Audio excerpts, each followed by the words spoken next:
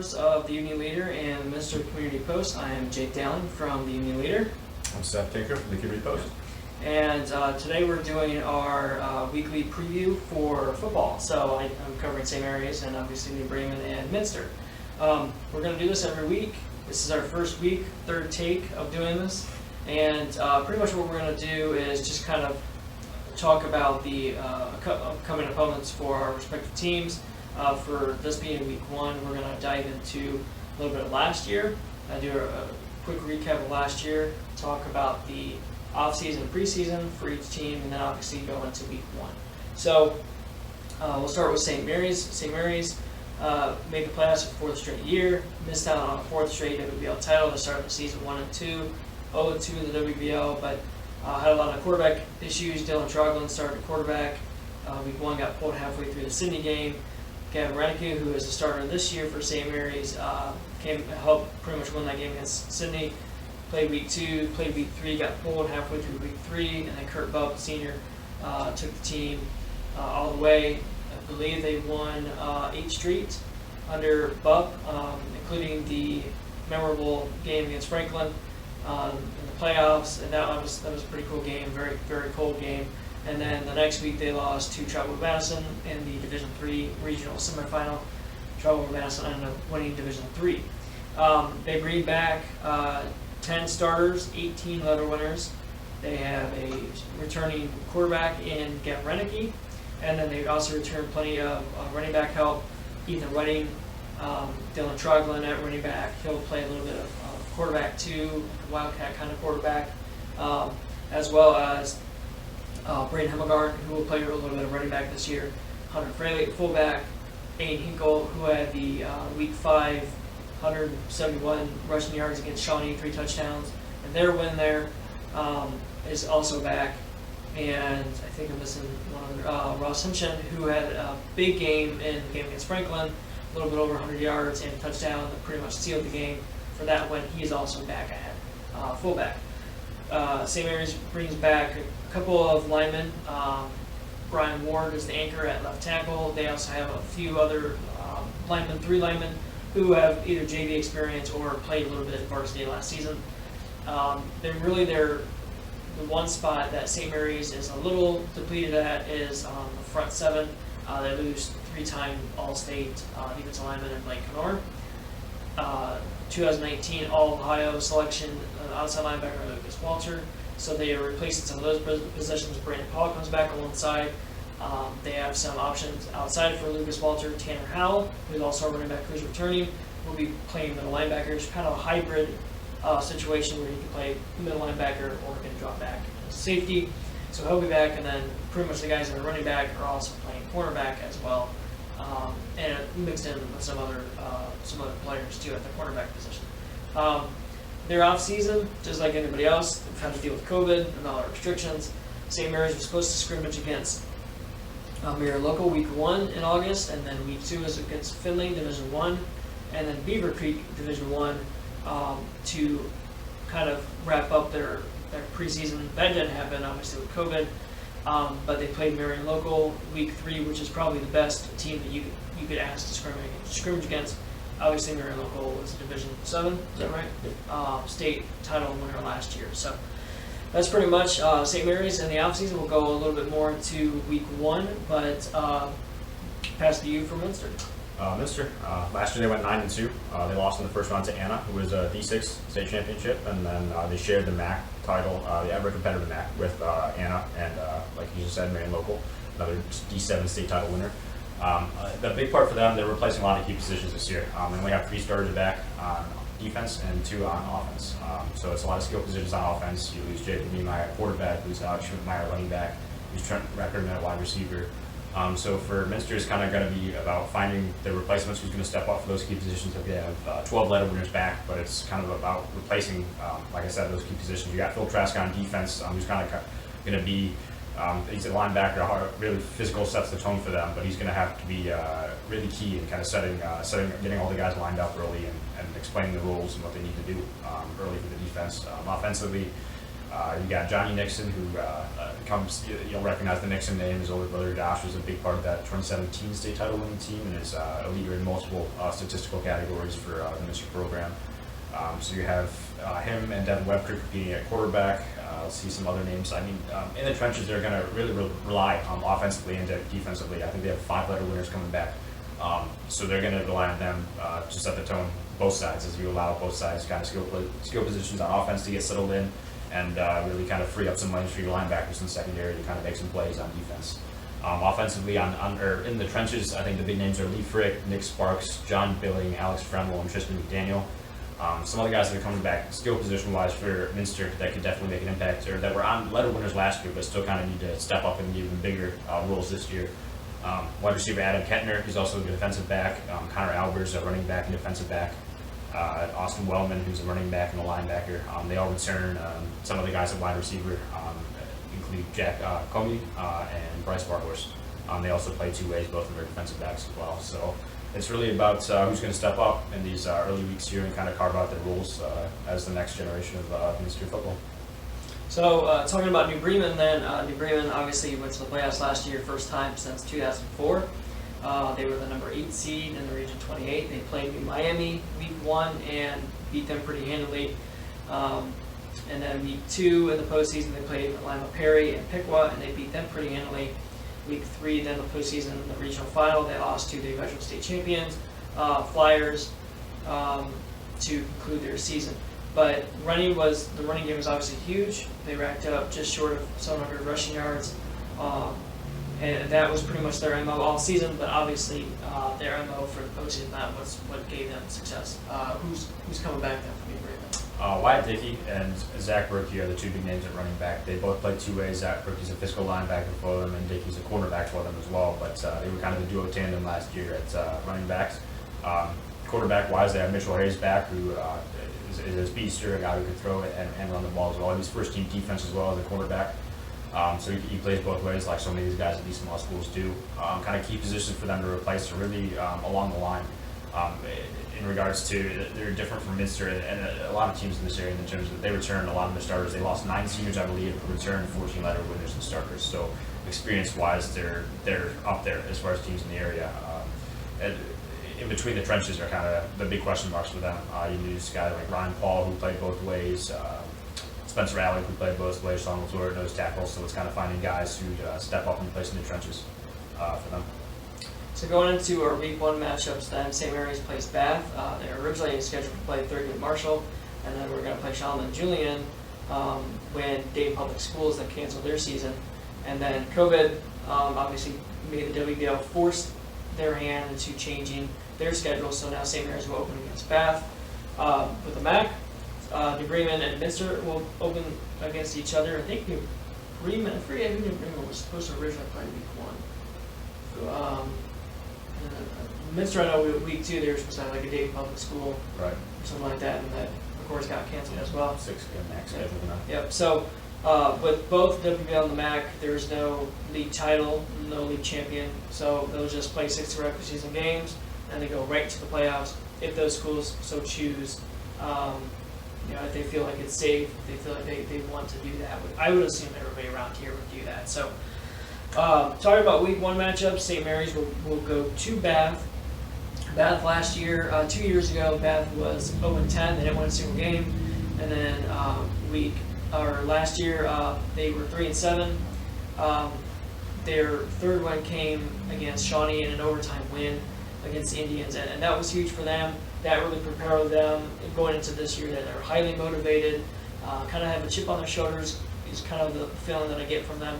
They only lost 4 seniors, so they returned 18 letter winners. All of them could be starters, as far as I know, on both sides of the ball. 9 starters, I think, on both sides of the ball are coming back. Doug Fry, who I talk to every Tuesday, said that they're big up front, so that'll be something that St. Mary's will have to deal with. But they also bring back their starting quarterback, who St. Mary's picked out 3 times in their game last year. But Bath didn't have the experience last year. Like I said, they only had 4 seniors, so they had a lot of sophomores and a lot of juniors play. And now those sophomores and juniors are now juniors and seniors, they have a year of experience under their belt. They went through the hard season last year. Now they're a little bit more mature. They're a little bit more experienced. Kind of takes me back to St. Mary's in a way, back in 2013 and 2014 when the program didn't win a game for 2 straight years. Doug Fry comes back. Their first game, they got nothing to lose. Their first game in 2014, they pummel Sydney and just run all over the Yellow Jackets in that game. Not saying that can happen here, but in terms of motivation, Bath is highly motivated. That you have a very good opponent. St. Mary's coming in week 1. You want to play your best kind of football, and I kind of feel like there's a little bit of correlation there. The X factor, I think, will be the 2-platoon system that St. Mary's wants to incorporate this year. Over the years, St. Mary's has 90 players on their team, so Fry is able to have certain players play offense, certain players play defense. You have a couple sprinkled on that can play 2 ways. He's having more of an emphasis on that this year with COVID restrictions. They're not able to play scrimmages against other teams. They're not able to play 4 quarters like you normally would, or you have a kind of good feel for it. So these players come in maybe not as conditioned as well to play all 4 quarters. So with having a 2-platoon system, you don't have kids playing 2 ways as much. The idea is to keep kids more fresh. St. Mary's is going to try to go for that. Bath, on the other hand, they're in a Division 5 school. They don't have as many kids in the program. So come the 3rd quarter, come the 4th quarter, especially when the game seems to be a little tight, look for St. Mary's to have an advantage on that if they have more kids that are more fresh than Bath does. I think that could be the X factor as well. Obviously, like I spoke to, St. Mary's has a good running game, obviously always, but they have experience coming back in those roles, and I think that'll be key. Last year they didn't have a fullback, they didn't have a number 1 fullback. Still don't have a number 1 fullback for this year. That it's kind of by committee, but Fry knows that he can go to either one of those 3, and Fraley, Hinkle, and Henshin, they all kind of bring their own dynamic. He knows what he has in them compared to last year. Obviously, Hinkle was a freshman, didn't start playing until week 5. Henshin never really played varsity until just last year, and then Freddie was back and forth. He'd play a little bit of offense, a little bit of defense, but wasn't like a mainstay on that running back position, or fullback position. So these kids are all experienced. That running game can really flourish against a Bath team, especially like game 3rd and 4th quarter. You have kids play 2 ways. So, and that's the X factor there for St. Mary's. What do you got from Minster for week 1? It's definitely it's not as flashy as it's a key every game, but I think this game is going to be key more than usual. I think that's in the trenches. I mean, the past few years or so, Minster has kind of had the cards number, including a big blowout win last year. But like I kind of mentioned before, when we kind of previewing these 2 teams, it's kind of New Bremen has a lot of that experience returning, and it's just kind of replacing a lot more players than they usually do. So for me, we kind of mentioned the guys in the trenches for Minster that they had about 5 winners returning, and for New Bremen that was an important position for them to replace. So it's going to be about who kind of wins that battle up front, and if for Minster, if they can give their defense time for kind of their back 7 to either lock it down coverage-wise or get some pressure on the quarterback from the linebacker position, or to kind of give on the flip side, offensively, to kind of give the new quarterback, whoever it is, time to find a target, let the receivers run their routes, or kind of open the holes for their running back.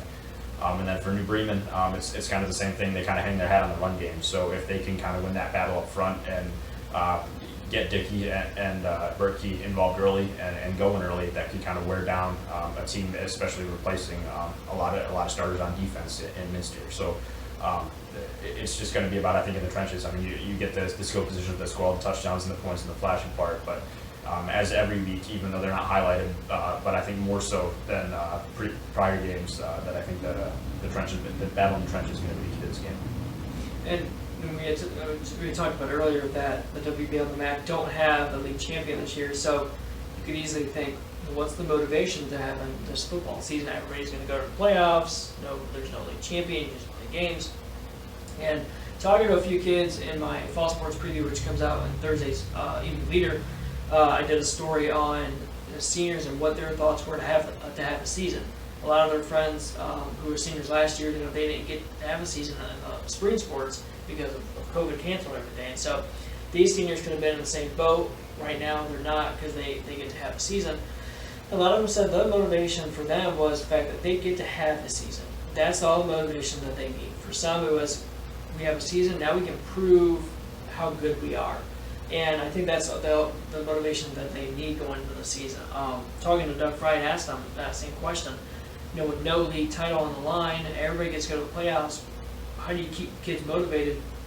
And he said after 50-some practices throughout the summer and then a scrimmage, he said, pretty much that motivation is second nature at this point.